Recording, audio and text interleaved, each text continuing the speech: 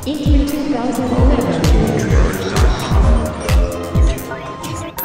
I am over here getting ready to enter some Uncharted territory with Naughty Dog. Obviously, Evan and Christoph are here, and we're going to break down the amazing demo that we saw for one of the best games of E3 2011. Of course, I'm talking about Uncharted 3. Guys, thanks for joining us. And, you know, the footage yesterday wowed the crowd. You guys are doing a good job. Break down what we're going to see through the demo that you walked us through yesterday, if you would. Yeah, well, it was a huge effort by a ton of people at Naughty Dog. It was, something that basically we decided we wanted to show at this E3 about 12 months ago. And we started putting together the tech, the art. I mean, when Drake is running on that cruise ship, it really is a moving object in the ocean, rocking with the waves. All the physics objects on there are really dynamic, so it's just a huge technical achievement.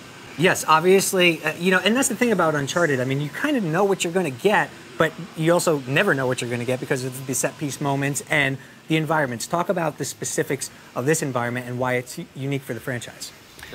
Okay. Yeah, it's a cruise ship, so it was a pretty a big. In terms of technology, it was very challenging because I mean the entire ship is moving. So like Drake is in that cruise ship where like. He's like looking for something in the cruise ship, obviously, and he has to go just through the entire ship, and it's gonna be pretty impressive actually. Like the fact like the ship is gonna just turn over at some point, so yeah, I mean this is what we're seeing now. And obviously, we're going through a scenario here where Nathan's not trying to be very loud. Talk a little bit about the story point. What's happening right now? Yeah, this takes place about midway through the game, and we don't want to get into too much spoiler territory here, right. So we don't want to tell you exactly what he's going after on this cruise ship. But we can just refer to it as a MacGuffin, and he's trying to get into the hold to find it, and at that point, the catastrophic damage occurs, and the whole thing capsizes. Right. And obviously, the tactics that there's far-reaching combat tactics and stealth tactics in this franchise. Anything new that we could be looking forward to in the way that we interact with enemies? Oh yeah, lots of new combat. Basically, we've got this new brute type of enemy who's much larger than Drake, and when you get into combat with him, you have to take on brand new tactics. You can also start to use environmental objects to improvise as weapons and pick up bottles and sort of turn it into a barroom brawl. Obviously, in Uncharted 2, I think it was a pinnacle of storytelling for a lot of people to show how games could be so cinematic. What did you learn, though, from Uncharted 2 that you wanted to apply, that you weren't able to do in Uncharted 2, that you wanted to apply here in Uncharted 3? And if you were able to implement it, tell us what we would see. Well, from a tech standpoint, this demonstrates one of the new technologies we really wanted to push, which is our water technology. We wanted to have fluid dynamics and actually be able to fill rooms and have water rushing down halls and actually affecting the environment and the characters in it. So we can't, obviously that being such a big thing, we could expect more than just one water level in the game, I would say, right? That is a safe bet, yeah. You're going to see a lot of water and a lot of fire, too. A lot of water and lots of fire. We've seen the fire, it looks beautiful. Talk a little bit about what those things add to the dynamics of the gameplay that you're looking to implement.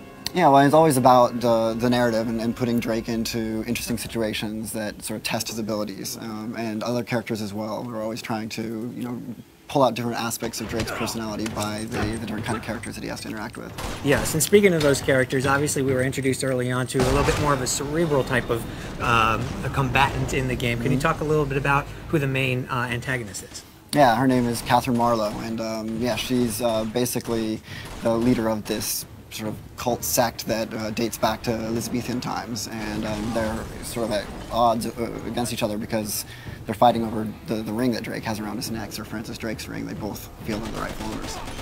Now here's some interaction with water. We saw just a little bit. Talk a little bit about how much the water is going to actually impact gameplay, or is it mostly used as set-piece moments? So it's going to change the entire level. I mean, it's filling the hole right now. I mean, and so much water is going to be in there that it's going to just, everything's going to take over. So it's changing the dynamic of the gameplay because it's changing the place completely. And so we were trying just to really make it as dynamic as possible. I mean, there's a lot of computation going on behind this, obviously, and so.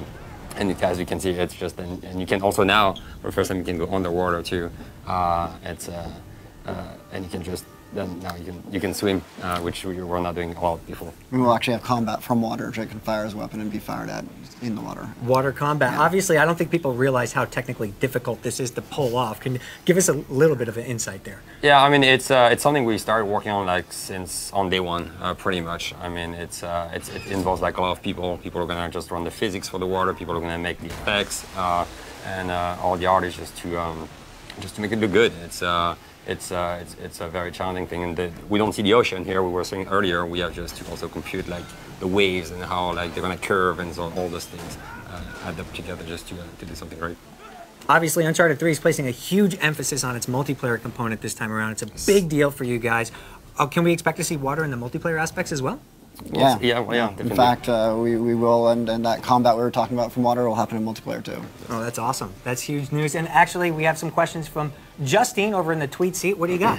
We do. We have one here from SilverHage86 on Twitter, and they are asking, is there going to be triangle drama like in Uncharted 2? Surely hope so, because that made the game so much more interesting.